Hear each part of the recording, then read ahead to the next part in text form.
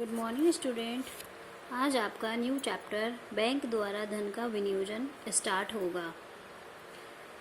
देखिए, इसमें आपने पिछले चैप्टर में पढ़ा था बैंक के साधन। ठीक है, बैंक किन किन साधनों से, किन किन सोर्सेज से पैसा कमाता है। अब देखिए, ये भी ऐसा ही चैप्टर है उसी के आगे। इसमें सबसे पहले व्यापारिक बैंक लाभ अर्जन करने की एक संस्था है जिसका मुख्य उद्देश्य अपने अंशधारियों के लिए अधिकतम लाभ कमाना होता है। बैंक को लाभ की प्राप्ति उसके विनियोग द्वारा होती है, मतलब जितना जितना जिसका इन्वेस्टमेंट होगा उतनी ही बैंक को लाभ की प्राप्ति होगी। परंतु बैंकों को यह ध्यान रखना पड़ता है कि वह अपने धन का विनियोजन इस प्रकार करे कि वह अपने ग्राहकों की मांग होने पर उनका तत्काल भुगतान कर सके। मतलब कि जब ग्राहकों की डिमांड हो तो बैंक के पास इतना पैसा हो कि वो उनका भुगतान कर सके, क्योंकि बैंक की अधिकांश पूंजी जमा धन द्वारा प्राप्त होती है। इस प्रकार बैंक ऋण का व्यवसायी है, अर्थात दूसरे के रुपये का व्यापारी होता है। बैंक का व्यापार जनता के विश्वास पर आधारित होता है। यदि किसी भी समय बैंक अपने जमाकर्ता की मांग का भुगतान ना कर सकेगा तो उस पर जनता का विश्वास उठ जाएगा। मतलब अगर कस्टमर की मांग के अकॉर्डिंग बैंक पैसा नहीं दे पाएगा तो जनता का विश्वास बैंक से हट जाएगा। फलस्वरूप बैंक की आर्थिक स्थिति अच्छी होते हुए भी उसे अपना व्यापार बंद करना पड़ेगा। अतः बैंक अपने साधनों की तरलता पर भी ध्यान देता है। लाभ और तरलता के साथ बैंकों को अपने साधनों की सुरक्षा पर भी ध्यान देना पड़ता है। सुरक्षा पर ध्यान न देने वाले बैंकों का जीवन संकट में पड़ जाता है और वो क्या हो जाते हैं, असफल हो जाते हैं। इसी आधार पर बेजोट ने लिखा है कि साहस व्यापार का जीवन है, किंतु सावधानी न कि भीरुता आधुनिक बैंकिंग का सार है। बैंक द्वारा धन का विनियोजन। बैंक अपने कोषों का विनियोग साधारणतः दो प्रकार से कर सकता है। सबसे पहले है लाभकारी विनियोग, non investment, non profitable investment, और सेकंड है लाभकारी विनियोग, प्रॉफिटेबल इन्वेस्टमेंट। सुरक्षा तथा तरलता की दृष्टि में लाभहीन विनियोग आवश्यक होता है। उत्पादकता की दृष्टि से लाभदायक विनियोग का होना आवश्यक होता है। तो देखिए, सबसे पहले हम करेंगे अलाभकारी विनियोग, मतलब नॉन प्रॉफिटेबल इन्वेस्टमेंट, या इसे प्रॉफिटलेस इन्वेस्टमेंट भी कह सकते हैं। इसमें सबसे पहले नकद कोष। प्रत्येक बैंक को अपने धन का कुछ भाग नकद कोष में रखना पड़ता है। यह नकद कोष अपने पास रख सकता है और इसका कुछ भाग केंद्रीय बैंक में जमा कर सकता है। केंद्रीय बैंक कौन सा होता है? Reserve bank of India. इस नकद कोष को हस्तराशि या टिल मनी भी कहते हैं। यह बैंक की प्रथम रक्षा पंक्ति, फर्स्ट लाइन ऑफ डिफेंस कहलाती है। बैंक नकद कोष अपने पास इस कारण से रखता है कि वह अपने जमाकर्ताओं की मांग का समय पर भुगतान कर सके। यह कहना कठिन है कि एक बैंक को अपने कुल निक्षेपों का मतलब होता है जमाए, डिपॉजिट का कौन सा भाग नगद कोषों के रूप में अपने पास रखना चाहिए। ठीक है, इस संबंध में निम्नलिखित बातें होती हैं। सबसे पहले स्थानीय व्यापारिक दशा। कृषि क्षेत्रों में व्यापारिक क्षेत्र की अपेक्षा बैंक कम नगद कोष से ही अपना काम चला सकते हैं। सेकंड है ग्राहकों की मनोवृत्ति। यदि जनता में चेक द्वारा भुगतान करने की प्रथा प्रचलित है तो साधारणतः कम कैश रिजर्व से ही काम चल जाता है। मतलब अगर ज़्यादा चेक द्वारा भुगतान होता है तो बैंक में ज़्यादा पैसे की आवश्यकता नहीं होती। थर्ड है वैधानिक आवश्यकता। कुछ देशों में नगद कोषों की न्यूनतम राशि सीमा नियम द्वारा निश्चित कर दी जाती है। उदाहरणतः भारत में प्रत्येक बैंक को अपनी कुल जमा का कितना परसेंट, 15% रिजर्व बैंक में रखना पड़ता है। कुल जमा कौन सी? चालू जमा और सावधि जमा, तथा 30% अपने पास रखना पड़ता है। फिर निकासी ग्रहों का होना। यदि निकासी गृह प्रणाली उन्नत अवस्था में है तो बैंकों पर लिखी गई राशि का अधिकांश भुगतान परस्पर हो जाता है और फिर क्या होता है, थोड़े से ही नकद कोष की आवश्यकता रह जाती है। नेक्स्ट है खातों की प्रवृत्ति। यदि बैंक को खाते अधिकतर बिल के दलालों के मतलब बैंक में ज़्यादा खाते होते हैं तो नकद कोष ज़्यादा रखना पड़ेगा, क्योंकि वो लोग ज़्यादातर रकम निकालते रहते हैं। पुनर्कटौती की सुविधाएं। जिस देश में विपत्रों का प्रयोग होता है और विपत्रों पर पुनः भुनाने की सुविधा पर्याप्त मात्रा में सुलभ होती है, वहाँ के बैंक अपना अधिक धन विपत्रों में लगा देते हैं और अपने पास नकदी कम रखते हैं। मतलब क्या, उनके पास कैश रिजर्व कम होता है और अपना धन ज़्यादातर धन किस में लगा देते हैं, बिल्स में। जनता में विनियोग की आदत।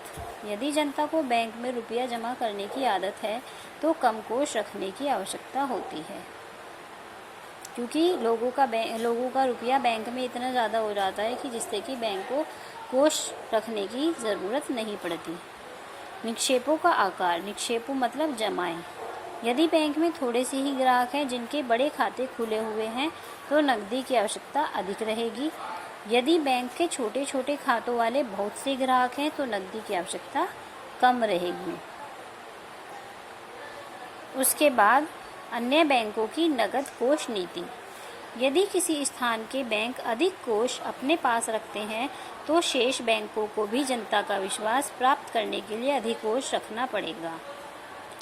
ये सारे पॉइंट्स किसके हैं, बैंक द्वारा धनराशि का विनियोजन करने के अलाभकारी विनियोग के पॉइंट्स हैं, जिसमें 2 हेडिंग होती हैं, एक नगद कोष, और ये नगद कोष के अंदर थे सारी बातें।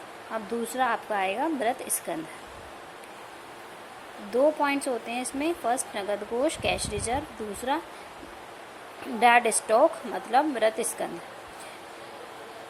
बैंक को अपनी इमारत, फर्नीचर, फिटिंग्स व भूमि आदि स्थित आदे होते हैं एसेट्स पर भी व्यय करना पड़ता है। इन सब की व्यवस्था व्यवसाय के संचालन के लिए आवश्यक होती है, यद्यपि इनसे कोई आय प्राप्त नहीं होती। इन आदायों को क्या कहते हैं, मृत स्कंध इसलिए कहा जाता है कि इन्हें आसानी से नहीं बेचा जा सकता। जब बैंक फेल हो जाता है तो इस प्रकार के मृत स्कंध को बेचकर प्राप्त धनराशि को लेनदार के भुगतान में प्रयोग किया जाता है। अब देखिए, बैंक का प्रमुख अंशधारियों के लिए प्रमुख ध्येय मतलब उद्देश्य अंशधारियों के लिए लाभार्जन करना होता है। इसी उद्देश्य की पूर्ति के लिए उपयुक्त रूपों में अपने कोषों का विनियोजन करना होता है। ये डेफिनेशन दी हुई है, इसे भी लर्न कर लेना। डॉक्टर राव के शब्दों में बैंकों के लिए ईंट और चूने में पूंजी लगाने के स्थान पर उसे शुद्ध नकद रूप में रखना अधिक श्रेष्ठ है। ठीक है, अब देखिए नेक्स्ट पॉइंट है लाभकारी विनियोग मतलब प्रॉफिटेबल इन्वेस्टमेंट। जैसा कि बताया जा चुका है कि बैंकों का उद्देश्य अधिकाधिक लाभ कमाना होता है, अतः बैंक अपनी जमा धनराशियों का अधिकाधिक ऐसे क्षेत्रों में पैसा लगाता है जहां से अधिकाधिक आय प्राप्त हो। लाभकारी विनियोग निम्न प्रकार हैं। सबसे पहले याचना मुद्रा। याचना मुद्रा मतलब कॉल मनी। बैंक की रक्षा पंक्ति में याचना मुद्रा का दूसरा स्थान होता है। प्राय इससे एक बैंक दूसरे बैंक को क्षणिक आवश्यकता के लिए देता है। स्टॉक एक्सचेंज एवं विपत्र बाजार के दलालों को भी यह ऋण मांग पर दे साख पत्रों को गिरवी रखकर दिया जाता है। इस ऋण की आवश्यकता यह होती है कि बैंक ऐसे ऋण को कभी भी याचना करने पर वसूल कर सकता है। इस पर बैंक को थोड़ा सा ब्याज भी मिल जाता है। जब ब्याज मिलता है तो ये क्या बन जाता है, लाभकारी विनियोग। सेकंड है अल्प सूचना मुद्रा।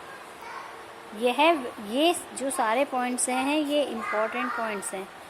यह वह ऋण होता है जिसे बैंक 4 घंटे की सूचना से भी वसूल कर सकता है। इंग्लैंड आदि देशों में इस प्रकार के ऋण बिल के दलालों, कटौती गृहों तथा स्टॉक एक्सचेंज के आढ़तिये तथा दलालों को दिए जाते हैं। तरलता की दृष्टि से बैंक की यह तीसरी रक्षा पंक्ति है। नेक्स्ट पॉइंट है बिलों की कटौती। बैंक बिलों को भुनाते हैं और क्रय भी कर लेते हैं। बैंक कुछ छूट काट कर बिल का रुपया देते हैं। बिल की अवधि जो साधारणतः 60 से 90 दिन की होती है की समाप्ति पर बैंक बिल चुकाने वाले व्यक्ति से पूर्ण रकम वसूल कर सकता है। आवश्यकता पड़ने पर बैंक इन बिलों को केंद्रीय बैंक से पुनर्बट्टे पर भुना सकता है, मतलब कि रिजर्व बैंक से रीडिस्काउंट पर क्या कर सकता है, वो भुना सकता है। नेक्स्ट पॉइंट है प्रतिभूतियों में विनियोग। विनियोगों के संबंध में बैंक सुरक्षा, विनिमय साध्यता, मूल्य स्थिरता और उत्पादकता को विशेषकर देखता है। एक अच्छा बैंक अपने कोषों का एक बड़ा भाग में लगाता है। श्रेष्ठता के दृष्टिकोण से सबसे उत्तम प्रतिभूतियां राज्य प्रतिभूतियां होती हैं। इसके बाद कौन सी होती हैं? अर्ध सरकारी प्रतिभूतियां, जिला बोर्ड, नगरपालिका और सुधार योजना बोर्ड आदि के ऋण पत्र व बॉन्ड सरकारी अर्ध सरकारी प्रतिभूतियां कहलाती हैं। इसके बाद जनोपयोग संस्थाएं जैसे रेल, जल, विद्युत कंपनी आदि के अंशपत्र व ऋण पत्र। इसके बाद जनोपयोगी संस्थाएं जैसे रेल, जल, विद्युत कंपनी आदि के अंशपत्र व ऋण पत्र और बॉन्ड इत्यादि होते हैं, जिनमें बैंक रुपया लगा सकता है। अंत में मिश्रित पूंजी कंपनियों के स्टॉक, अंशपत्र और ऋण पत्र से बैंक अपना रुपया लगाते हैं। ठीक है। इसके बाद नेक्स्ट पॉइंट है लोन, मतलब ऋण। ऋण देना बैंक का प्रमुख कार्य होता है। बैंक निम्नलिखित प्रकार से ऋण देता है। जो ये लोन होता है, लोन सबसे बड़ा लाभकारी विनियोग होता है, क्योंकि इस पे ब्याज मिलता है और बैंक के लिए वह लाभकारी विनियोग कहलाता है। इसका फर्स्ट पॉइंट है बिल को स्वीकारना। बैंक द्वारा ऋण देने का यह अत्यधिक आधुनिक रूप है। किसी एक व्यक्ति की अपेक्षा बैंक अथवा किसी संस्था की साख अच्छी मानी जाती है। जब विक्रेता किसी फर्म का उधार माल बेचता है तो यह क्रेता किससे किसी ऐसी संस्था का नाम बताने को कहता है जिस पर वह माल की कीमत का विपत्र लिख सके और जो विपत्र को स्वीकार कर ले। क्रेता अपने बैंक से क्या करने को बताता है? प्रबंध करने को कहता है। प्रबंध करके उसका नाम और पता विक्रेता के पास भेज देता है। विक्रेता उस बैंक पर माल के मूल्य का बिल लिखता है, जिसे वह बैंक स्वीकार कर लेता है। बिल की अवधि समाप्ति पर बैंक अपने ग्राहक से बिल की रकम वसूल करके बिल पेश करने वाले व्यक्ति को भुगतान कर देता है। इसी सेवा के लिए बैंक अपने ग्राहक से कुछ कमीशन लेता है और ये कमीशन क्या कहलाता है? लाभकारी विनियोग। नेक्स्ट पॉइंट है अधिविकर्ष। इस प्रकार का ऋण बैंक अपने उस ग्राहक को देता है जिसका चालू खाता बैंक में होता है। इसमें ग्राहक को सुविधा दे दी जाती है कि जितना रुपया ग्राहक के चालू खाते में है उससे अधिक रुपया बैंकों से निकाल सके। यह पहले से ही निश्चित कर लिया जाता है कि कितनी धनराशि ग्राहक अधिविकर्ष के रूप में उधार ले सकता है। अधिविकर्ष पर बैंक ग्राहक से ब्याज लेता है। अधिविकर्ष पर ऋण किसी जमानत पर या ग्राहक के प्रतिज्ञा पत्र पर ही दिया जाता है। इसका नेक्स्ट पॉइंट है नकद साख। ये जो अधिविकर्ष है और ये नकद साख, ये मोस्ट इम्पोर्टेंट टॉपिक है। इन दोनों को अच्छे से ध्यान से पढ़ना और इसमें डिफरेंस भी इम्पॉर्टेंट है। भारत में बैंकों द्वारा ऋण देने का यह महत्वपूर्ण ढंग होता है। नकद साख की सुविधा न केवल खातेधारियों को होती है बल्कि अन्य व्यक्तियों को भी दी जा सकती है। इस प्रकार के ऋण लेने के लिए माल, चल संपत्ति अथवा बिक्री साध्य प्रतिभूतियों की जमानतें ली जाती हैं। व्यक्तिगत जमानत अथवा प्रतिज्ञा पत्र पर ये ऋण नहीं दिए जाते। ऋण देते समय बैंक के नाम से एक खाता खोला जाता है और ऋणी उसमें एक निश्चित सीमा तक चेक द्वारा रुपया निकाल सकता है।